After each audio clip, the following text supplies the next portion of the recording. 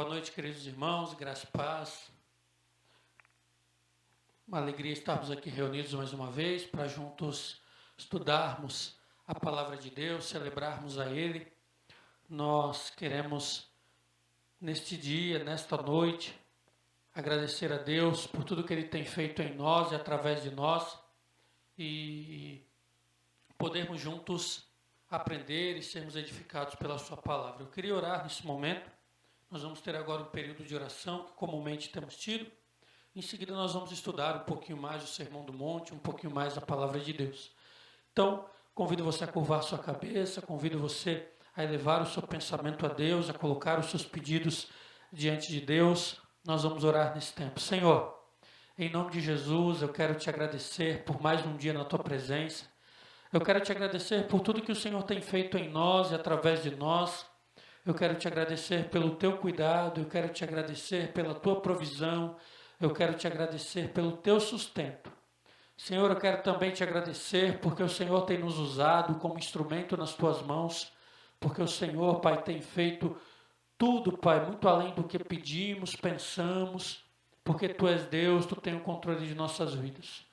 Nesse momento, Pai, eu quero colocar diante do Senhor todos aqueles que se encontram enfermos, aqueles que se encontram internos em hospitais, aqueles, Pai, que se encontram lutando contra o câncer, aqueles que se encontram, Pai, lutando contra qualquer outro tipo de enfermidade, aqueles que estão em tratamento, Pai, do Covid. Senhor, alcança cada um com a Tua graça, com a Tua misericórdia, alcança cada um, Pai, porque o Senhor é a cura, o Senhor é o Deus de poder, e por isso nós clamamos, Pai, para que o Senhor possa, Pai, alcançar cada um, na situação em que cada um estiver, porque o Senhor conhece, Pai. O Senhor conhece as nossas necessidades, o Senhor sabe tudo o que precisamos. Senhor, em nome de Jesus, alcança também aqueles que precisam de ânimo, aqueles que estão desanimados, pensando em parar, em desistir, que por causa desse tempo, Pai, esfriaram, que o Senhor possa alcançar cada um, que o Senhor possa, em nome de Jesus, Pai, renovar o ânimo, que o Senhor possa, em nome de Jesus, Pai, motivá-los para que eles estejam de pé, para que eles estejam desejosos de estar na Tua casa e te servindo para a glória do Teu nome.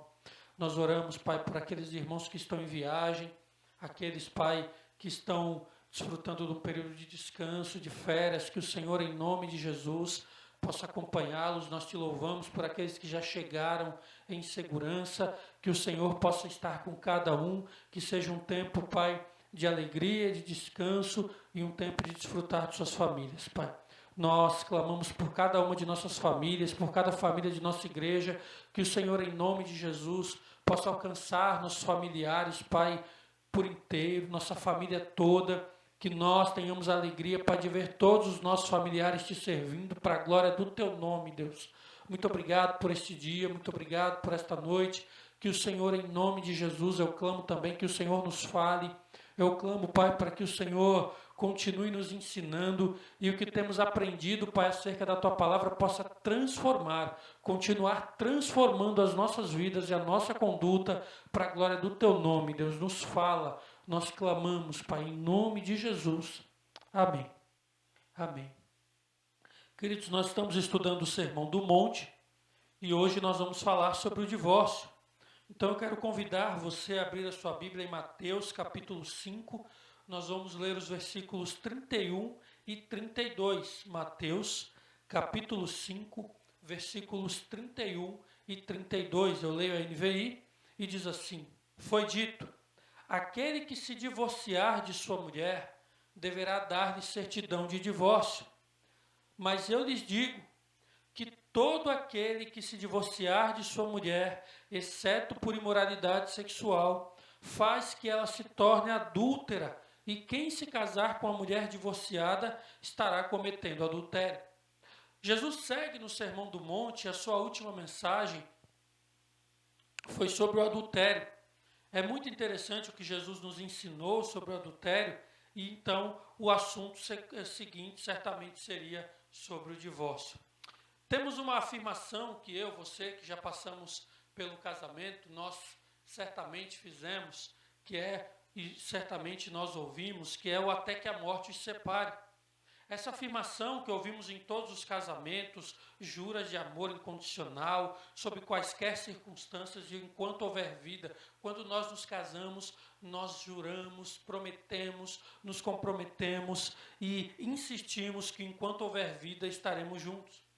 Mas o fato é que com o passar dos anos, os nossos relacionamentos, eles enfrentam problemas que nós não esperávamos. Em algum momento das nossas vidas, dos nossos relacionamentos, nós começamos a enfrentar dificuldades, e essas dificuldades elas podem ser financeiras, essas dificuldades elas podem ser de entendimentos com relação ao dia a dia, formas de pensar diferente, formas de fazer as coisas diferentes, ou até mesmo problemas mais graves como o adultério. Seja qual for a dificuldade que o casal venha enfrentar, logo se pensa na possibilidade que parece ser a mais rápida, a mais prática e a que vai resolver o problema, que é o divórcio. Com o divórcio, nós vemos então que nasce uma outra questão. Já que eu me divorciei, então eu preciso casar de novo. Então, nós vemos dois problemas a partir de algo que nós não esperávamos quando nos casamos, porque ninguém casa pensando em se separar e certamente ninguém casa pensando em um recasamento. Infelizmente, nós temos vivido dias onde até mesmo muitos cristãos têm buscado no divórcio a solução para os seus problemas.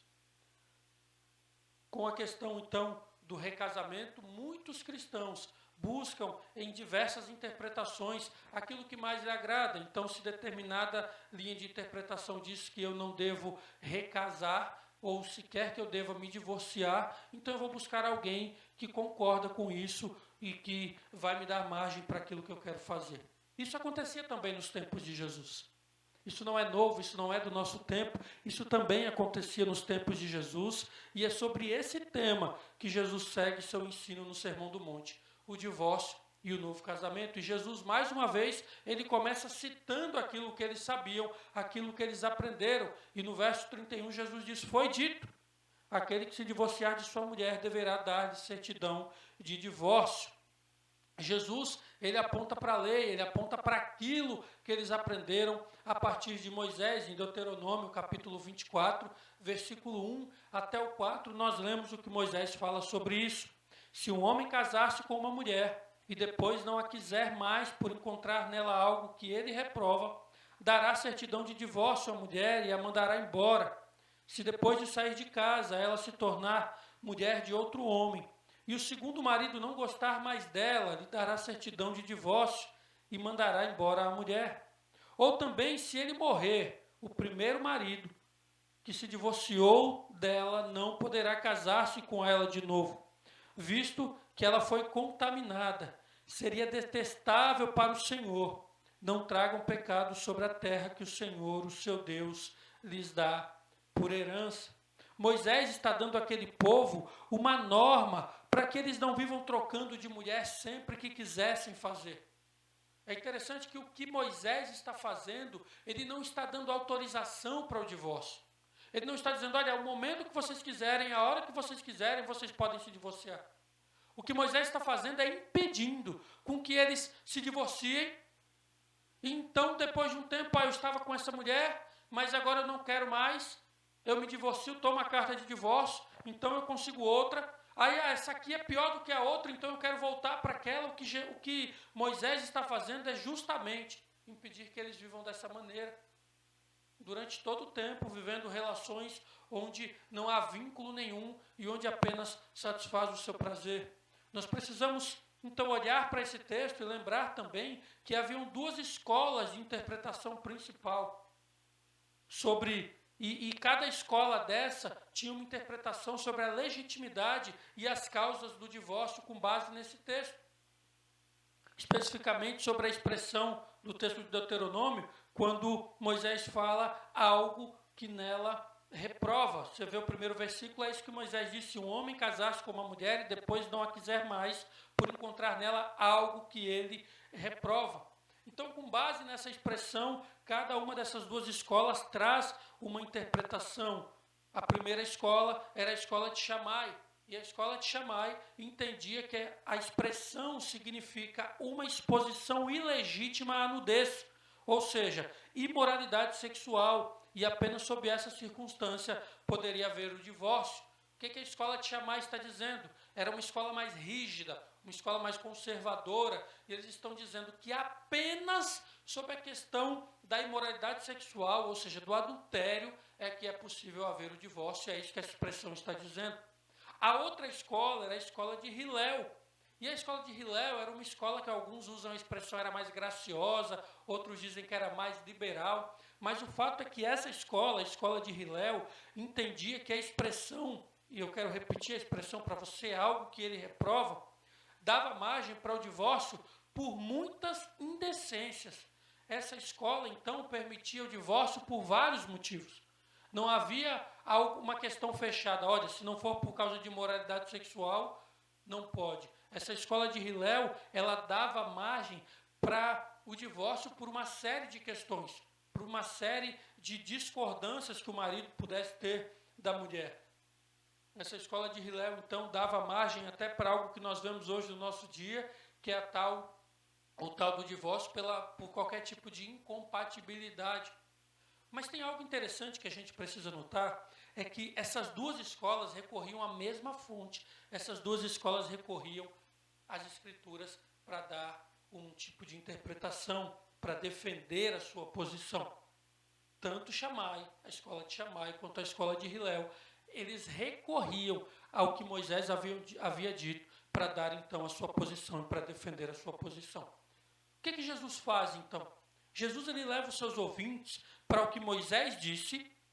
Olha, vocês ouviram, foi dito. Ele expõe as interpretações que havia na época e também mostra como elas não alcançavam a questão principal, que era o coração do homem. Jesus olha para o que Moisés disse e insere o homem para a análise do ensino de Moisés, porque não adianta olhar o que Moisés disse sem inserir o homem na questão, sem pensar no que de fato motivava o coração do homem a pedir ou a dar a carta de divórcio. E aí, com base nisso, dando todo esse panorama para os seus discípulos, Jesus ele continua e no verso 32, Jesus então diz: mas eu lhes digo que todo aquele que se divorciar de sua mulher, exceto por imoralidade sexual, faz que ela se torne adúltera. E quem se casar com uma mulher divorciada estará cometendo adultério. Jesus então expõe aos seus ouvintes o principal problema, que nós vamos ver no final lá, um pouquinho mais para frente, mas o principal problema está no coração. Jesus coloca o padrão divino acima de qualquer interpretação, de qualquer escola. Ou seja, o padrão divino está acima de qualquer padrão humano, está acima de qualquer interpretação humana, está acima de qualquer achismo humano. Jesus ele choca os seus ouvintes com uma posição ultra radical aos olhos humanos de que Deus abomina tudo que afasta o casal um do outro. Quando Deus ele institui o casamento, o divórcio não fazia parte do plano de Deus e continua não fazendo. E por isso alguns entendem essa posição de Jesus como uma posição ultra radical. Jesus deixa claro que o divórcio culminava num dos mais detestáveis pecados, o adultério. E talvez você pense, como assim? Não é o adultério que leva ao divórcio? Pois bem, o divórcio também leva ao adultério. E Jesus deixa isso claro. Ele diz que aquela mulher que recebe carta de divórcio, se ela se casa com outro, ambos se tornam adúlteros. O divórcio também leva ao adultério, que é um dos pecados mais detestáveis. Para muitas pessoas, a posição de Jesus pode parecer radical ou extrema, mas o fato é que Jesus está deixando claro a importância do casamento. Jesus está fazendo eles pensarem muito além do desejo de se divorciar, de motivos pelos quais eles poderiam ou não se divorciar. Jesus está fazendo eles pensarem que o divórcio não é parte do plano de Deus para o casamento. À luz do próprio contexto desse texto, no Sermão do Monte, podemos extrair uma lição sobre o casamento. tudo que ameaça a unidade do casal é aberração da imagem do plano de Deus para o casamento, é o que diz o Dr. Davi Murk. Tudo o que ameaça a unidade do casal é aberração da imagem do plano de Deus para o casamento. O divórcio, ele não é parte do plano de Deus para o casamento. E o que Jesus está dizendo para aquelas pessoas, o que Jesus está insistindo aos seus discípulos, é que o divórcio não é uma saída, não é uma solução imediata, e não faz parte do plano de Deus para o casamento. Mas nesse texto também tem algo que muitos chamam de cláusula de exceção, e no verso 32, eu quero ler de novo e vou enfatizar essa tal cláusula de exceção. Mas eu lhes digo que todo aquele que se divorciar de sua mulher, exceto por imoralidade sexual, e aqui para muitos há uma cláusula de exceção. Essa questão é sempre tratada como dando autorização para que, em caso de adultério, a parte que sofreu adultério tem permissão para pedir o divórcio. Muitos entendem que esse exceto por imoralidade sexual é, então, a condição para que haja o divórcio. Mas é interessante pensar que a palavra que Jesus usa aqui não é a palavra comum para divórcio. Não é a palavra comum para adultério. Mas uma palavra que fala sobre qualquer tipo de relação sexual ilícita. Para você entender, a palavra para adultério é moirreia. E a palavra para divórcio, a palavra para qualquer tipo de relação ilícita é porneia. Sabemos que há essa distinção, porque Mateus usa as duas palavras em Mateus 15 e 19. Eu queria olhar com você Mateus 15 e 19. Pois do coração saem os maus pensamentos, os homicídios, os adultérios, aqui está a palavra moirreia, as imoralidades sexuais, aqui está a palavra porneia, os roubos, os falsos testemunhos e as calúnias. Então perceba, aquilo que muitos tratam como uma cláusula de exceção, exceto por imoralidade sexual, a imoralidade sexual, a expressão que Jesus usa aqui, não diz respeito diretamente ao adultério. Como eu disse, essa questão por muitos é tratada que a autorização, a única exceção que há para embasar o divórcio é o adultério. E não é do adultério que Jesus está falando aqui. Ele está falando sobre qualquer tipo de moralidade sexual. Eu gosto, então, da posição do Dr. Davi Murk para essa questão, que ele diz, à luz do contexto de Mateus e da sua audiência original, propomos que a única exceção à regra do divórcio é quando a imoralidade é descoberta no período do noivado judaico, que era considerado um trato nupcial, mas ainda sem a consumação sexual. O que ele está dizendo aqui?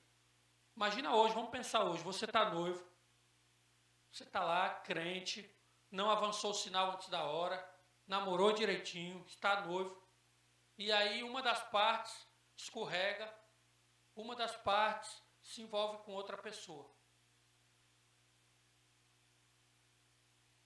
Segundo essa posição do Dr. Davi Murk, que eu vou nessa direção, concordo com ela, é apenas nessa circunstância que Jesus está dando margem para o divórcio. Para ficar gravado na sua cabeça, para que não haja confusão. O casal está noivo. Estão lá, mantendo a pureza, não avançaram, não tiveram relação antes do casamento. E aí uma das partes tem relação com uma terceira pessoa. Nesse ponto, há margem para o divórcio, é isso que Jesus está dizendo, é nessa linha que vai. Nós temos uma base para isso, né? O que dá força para essa posição é, por exemplo, o que acontece com José. Lá em Mateus capítulo 1, versículo 19, é interessante que o texto diz, por ser José, seu marido, um homem justo, e não querendo expô-la à desonra pública, pretendia anular o casamento secretamente.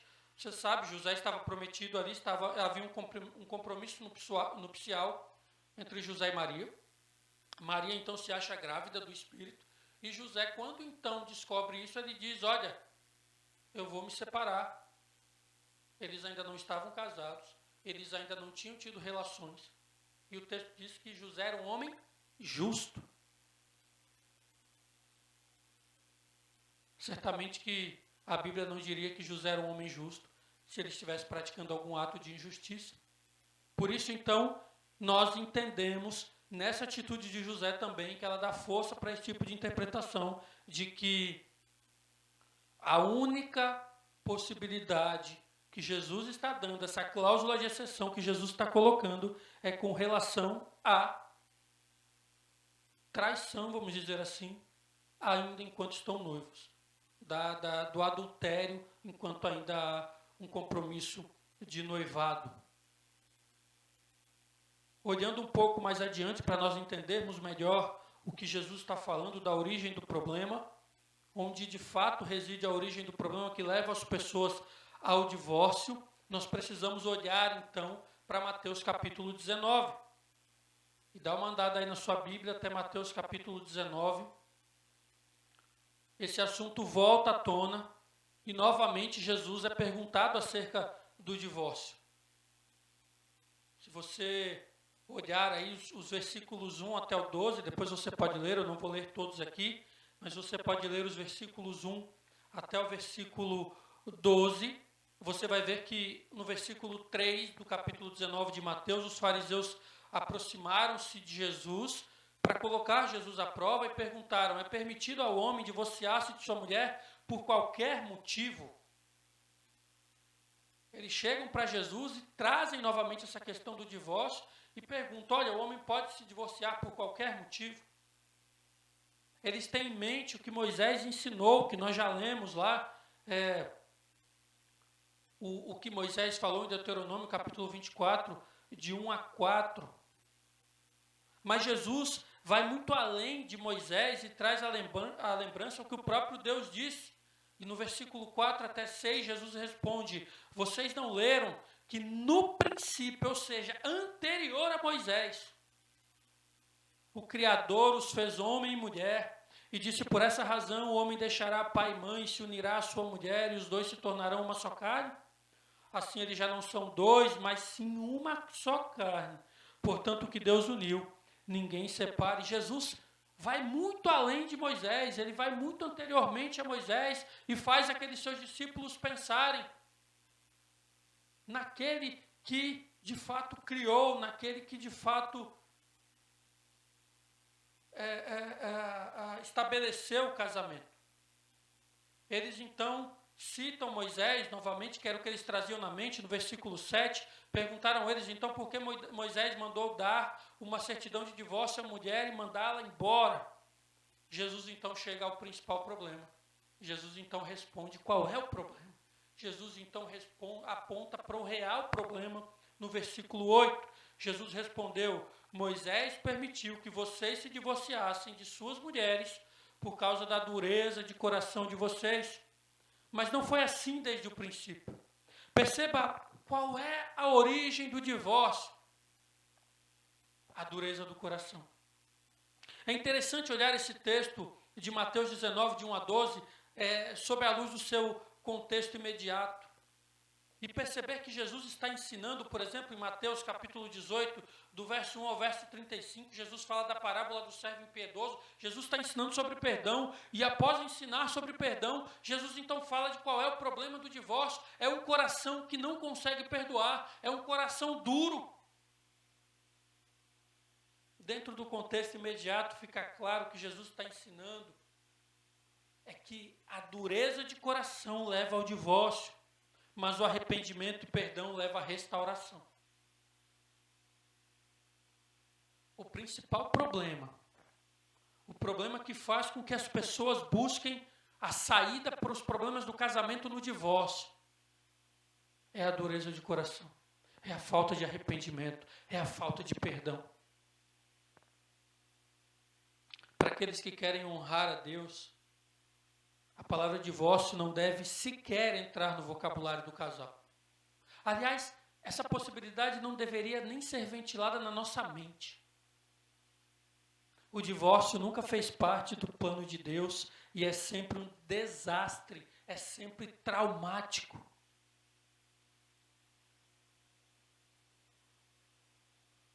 Ao pensar sobre divórcio, nós precisamos pensar a que fomos chamados e fomos chamados para o ministério da reconciliação. Veja o que Paulo diz em 1 Coríntios capítulo 5, versículo 18. Tudo isso provém de Deus, que nos reconciliou consigo mesmo, por meio de Cristo, e nos deu o ministério da reconciliação.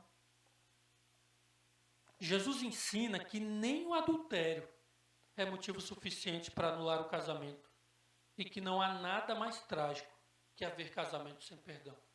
E talvez você esteja me ouvindo e diga, pastor, o senhor está forçando a barra.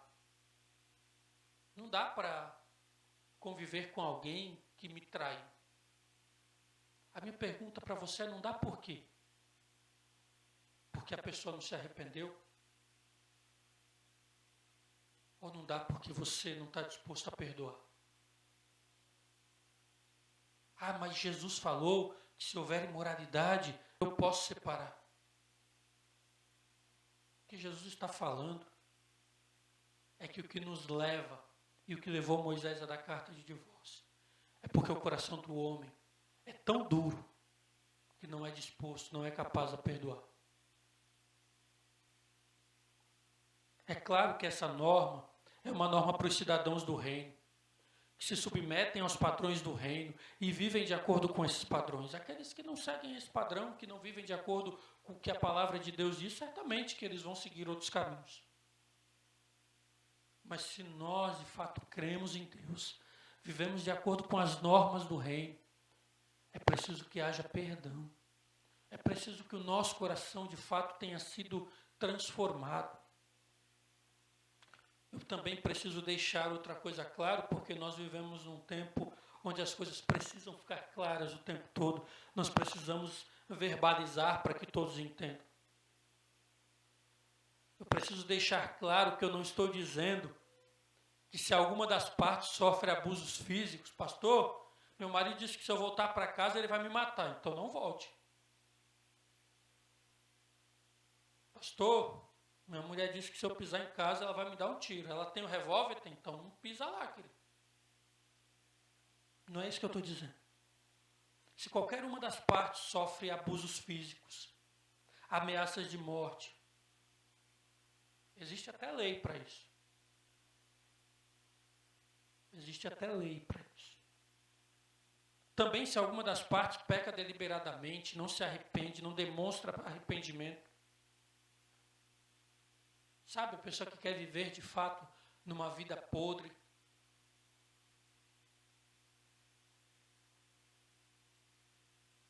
Eu não estou dizendo que se tudo isso acontece, a outra parte deve se submeter. Não é isso que eu estou dizendo. Se não há ameaça física, se não há ameaça a filhos, se há de fato um arrependimento, que deve haver da nossa parte perdão. Assim como nós não podemos cair num extremo de achar que uma das partes pode viver sendo ameaçada, subjugada, sob qualquer pressão, nós não podemos também cair no outro extremo de achar que qualquer incompatibilidade é motivo para o divórcio. Pastor, eu queria ir para São Vicente, mas meu marido quer ir para Santos, então não dá para continuar junto. Pastor, eu não aguento mais esse homem deixando toalha em cima da cama, então eu vou separar. Pastor, a gente casou, mas aí descobriu que a gente pensa diferente em algumas coisas, então eu vou separar. Nós não podemos cair nem no extremo e nem no outro. Nós não podemos cair e incorrer nesse erro. A nossa busca certamente é sempre pelo arrependimento, perdão e restauração. Sempre. Arrependimento, perdão e restauração. Esse é o padrão que devemos sempre buscar, esgotar antes de tomar qualquer decisão definitiva. Qualquer decisão definitiva. Portanto, se você é um cidadão do reino, se você quer viver ou vive de acordo com as normas do reino, saiba que o propósito maior do casamento é glorificar a Deus. Foi para isso que Deus uniu homem e mulher. E o divórcio não faz parte desse plano inicial. Eu termino dizendo para você que o divórcio não promove nenhuma glória a Deus. Demonstra apenas a dureza do coração do homem. Busque glorificar a Deus. Busque demonstrar um coração transformado, regenerado. Busque mostrar ao mundo, às pessoas, o padrão que só quem de fato serve a Cristo tem e vive nesse padrão. Que Deus nos abençoe. Vamos orar? Senhor, em nome de Jesus, eu quero te agradecer, Pai, pela tua palavra. Eu quero te agradecer por tudo que temos aprendido nesse estudo do Sermão do Monte. Eu quero clamar por cada casamento, por cada casal, por aqueles que têm enfrentado momentos de dificuldades. Eu quero colocar cada casal, Pai, cada casamento diante do Senhor, do teu altar. E que todos aqueles, Pai, que ouvirem essa mensagem, se eles estiverem enfrentando problemas, Pai, em seu casamento, que eles saibam, Pai, que o primeiro passo para que tudo isso se resolva é reconhecer a dureza do seu coração, é se colocar diante do teu altar, clamar pela ação do Espírito Santo para que haja arrependimento da parte que tem errado, para que haja perdão da parte que tem sofrido erro, para que haja restauração e ambos possam, Pai, glorificar ao teu nome.